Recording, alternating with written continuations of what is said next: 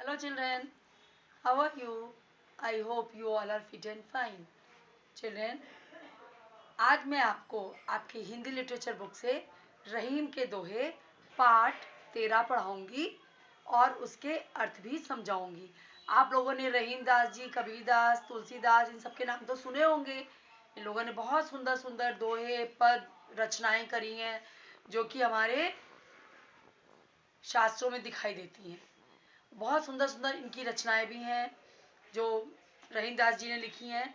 और इन्होंने जो दोहों दोहों का यूज करा है, जो दोहे इन्होंने लिखे हैं उसमें हमारे जीवन से संबंधित बहुत ही अच्छे अच्छे, हमें प्रेरणादायक, हमारे जीवन में काम देने वाले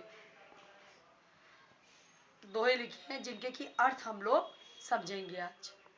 उन अर्थों के माध्यम से रहीमदास जी ने जीवन में घटित होने वाली घटनाओं को प्रकाशित किया है कि हमारे जीवन पथ पर, और इन दोहों के माध्यम से हमें अपने जीवन पथ को प्रकाशित करने की भी सीख दी है।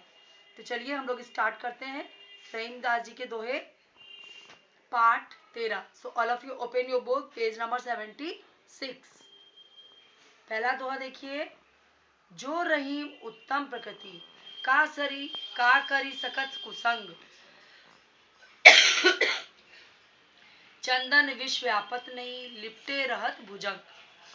जो रहीम उत्तम प्रकृति, रहीम दास जी कहते हैं कि जो उत्तम प्रकृति के लोग हैं उनका कुसंगति भी उनका कुछ नहीं बिगाड़ सकती। अर्थात जो अच्छे व्यक्ति हैं, जिनका स्वभाव अच्छा है, जिनके अच्छे गुण हैं, अगर उनके साथ उनके मित्र बुरे भी हैं, बुरी संगति वाले भी हैं वो, लेकिन तब भी उनका कुछ नहीं बिगाड़ सकते। किस प्रकार? चंदन विष व्यापत नहीं लिपटे रहत भुजंग। जिस प्रकार चंदन का आपने नाम सुना होगा, चंदन में बहुत खुशबू होती है ना। चंदन की लकड़ी को बड़ा पवित्र भी माना जाता है और उसमें बहुत ही अच्छी सुगंध होती है। उसको घिसिए तो उसमें से अच्छी सुगंध निकलती है। लेकिन उसकी एक क्या कमी होती है कि चंदन के विष पर बहुत सारे सांप जो है वो लिपटे रहते हैं। क्यों? ठंडक पाने के लिए। सांप तो जहरीले होते हैं, उनके अंदर जहर भरा होता है, उनमें बहुत गर्मी होती है, इसलिए वो उस पेड़ पर लिपटे रहते हैं ताकि उनको चंदन से कुछ कुछ शीतलता प्राप्त होती रहे। तो रहीमदास जी इस प्रकार कहते हैं कि जो व्यक्ति अच्छी प्रकृति वाले हैं, अच्छे स्वभाव वाले हैं, अच्छे चरित्र वाले हैं, उनका बुरी संगति भी कुछ नहीं बिगाड़ सकती। जिस प्रकार चंदन के वृक्ष पर काले विषधर यानी काले सांप लिपटे रहते हैं, लेकिन वो चंदन के वृक्ष का कुछ नहीं बिगाड़ पाते। समझ में आया बच्चों? अब चलिए सेकेंड वाला पढ़ते हैं। करत करत अभ्यास के जड़मती होत सुजान, रसरी आवत जात के सिर पर परत निशान। इसका अर्थ भी बहुत अच्छा है। देखिए, करत करत अभ्यास के, ये आप लोगों के लिए आया है, ये दोहा बच्चों के लिए है, खासकर पढ़ने वाले, कि जिस प्रकार निरंतर अभ्यास करने से, निरंतर पढ़ने से, निरंतर अभ्यास करने से जड़मती यानी बुद्धिहीन व्यक्ति भी क्या हो जाता है? चतुर हो जाता है, सुजान हो जाता है ना। उसी प्रकार ज्ञानी हो जाता है। जिस प्रकार रसरी आवत जाते सिर पर पड़त निशान, जिस प्रकार बार बार जब कुएं से पानी खींचिए और एक ही जगह से पानी निकाला जाता है कुएं से, तो क्या होता है? उस जगह पर रस्सी के निशान पड़ जाते हैं। किस पर? सिल पर। सिल कहा गया है पत्थर पर, तो पत्थर पे भी रस्सी के निशान पड़ जाते हैं। अतः बार बार अभ्यास करने से जड़मती व्यक्ति भी यानी कि जो बुद्धिहीन व्यक्ति है वो भी ज्ञानी हो जाता है। तो हमको निरंतर अभ्यास करना चाहिए, निरंतर पढ़ना चाहिए, है ना। इसका अर्थ ये हुआ। अब चलिए तीसरे दोहे का अर्थ समझते हैं। रईमन धागा प्रेम का मत तोड़ो छटकाए, तोड़े से पुनि ना जुड़े, जुड़े गांठ पड़ जाए।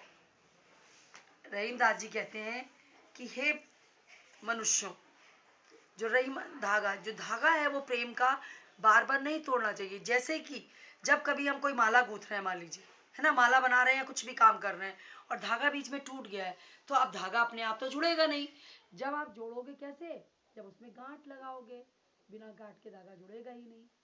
उसी प्रकार जिस प्रकार तोड़े से पूरी ना जुड़े, जुड़े गांठ पर जाओ, इसलिए रहीमदास जी इस धागे के माध्यम से मनुष्यों को ये सीख देते हैं कि हमको प्रेम में कभी भी गांठ नहीं डालनी चाहिए। यानी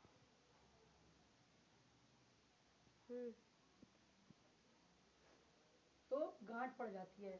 फिर से देखिए इसका रहीमन धागा इसीलिए कहा गया कि मनुष्यों को आपस में लड़ाई नहीं करनी चाहिए।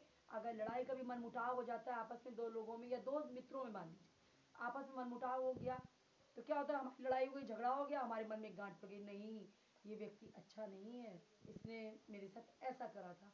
कहीं ना कहीं हमारे मन में वो भाव आ जाते हैं, चाहे बाद में कितना भी हमें उससे प्रेम हो जाए, कितना भी हम उससे मित्रता कर लें, कितना भी हमारा वो मित्र हो, लेकिन हमारे मन में आ जाता है कि एक बार इसने मेरे से लड़ाई करी थी, है ना, ऐसा हो जाता है।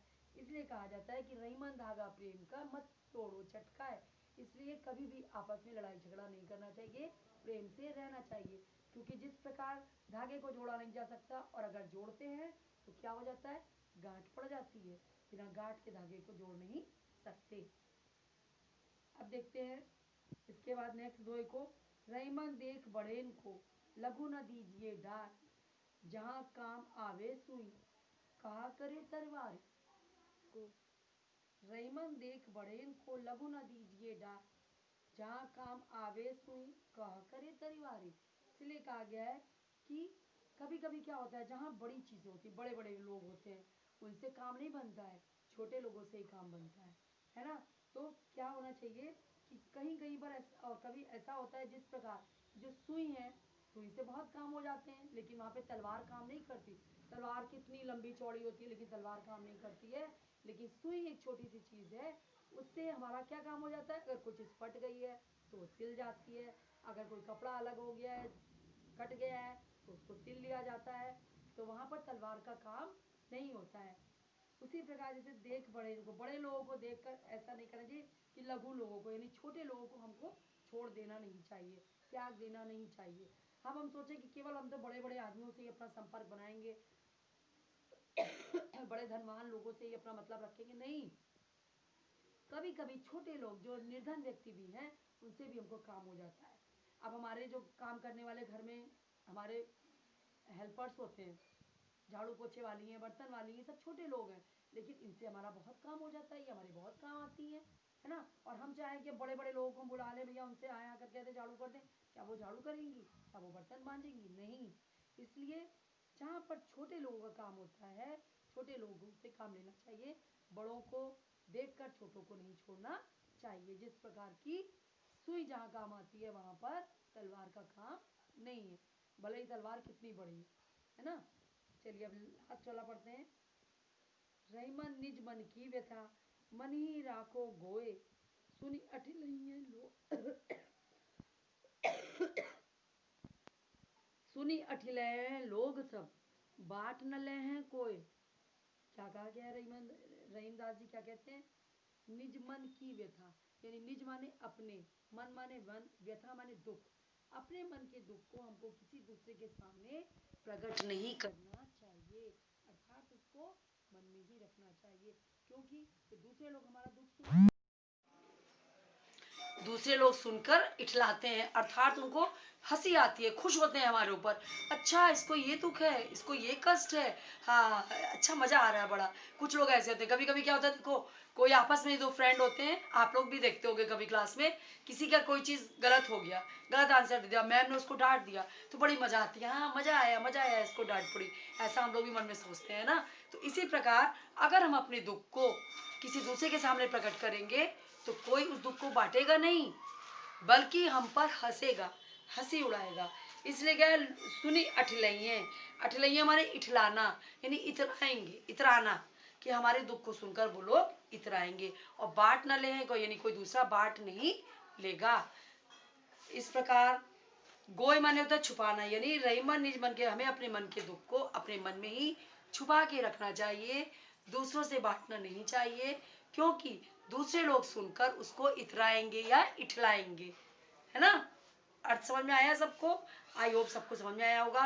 नीति के दोहे जो रहीम जी के हैं, ये हमारे व्यक्तित्व निर्माण में बहुत ही सहायक है, इसलिए ये सारे दोहों को अच्छे से पढ़िए और समझिए, जैसा अभी अर्थ भी मैंने समझाया। अगर नहीं जिसको जिस भी अर्थ का क्लियर हुआ होगा दोहे का, वो मेरे से लाइव क्लास में पूछ लेगा। ठीक है, नेक्स्ट वीडियो में फिर इसके एक्सरसाइजेस के साथ मिलते हैं, क्वेश्चन आंसर के साथ। Bye bye, take care.